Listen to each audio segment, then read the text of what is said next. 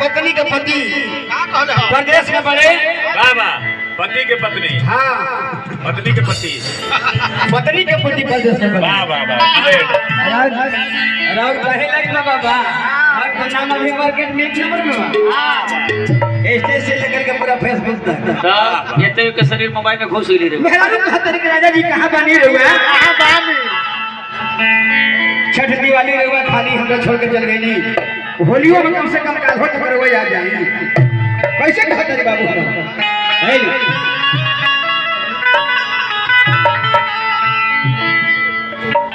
फागुन के लहरा में चली गई न बहरा हरे उठेला दर्दिया कुठहरा राजा जी हार चढ़ली जवानी में जो बना के पानी में अरे हई देवरा के रखी गईला पहरा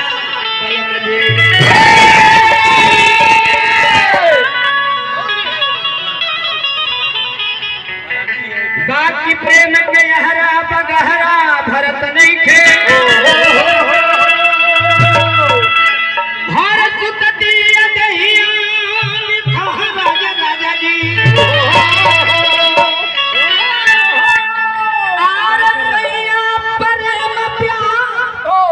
से आस कही आले पूरा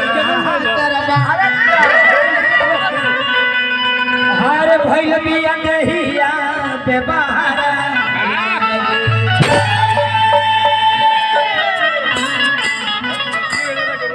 यही महीना में देखी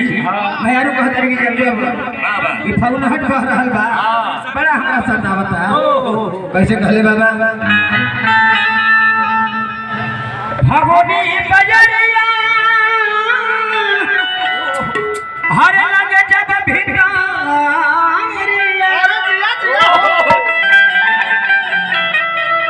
हर भगोनी बजरिया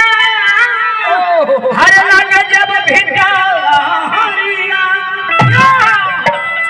रोही रही उठता हर करा दिया हे राजा हो करे जा एकदम नया है आज के है आज के अरे कि हे राजा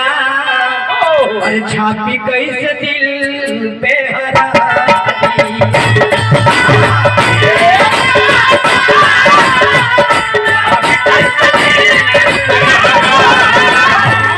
हे राजा छापी कैसे दिल पे हरा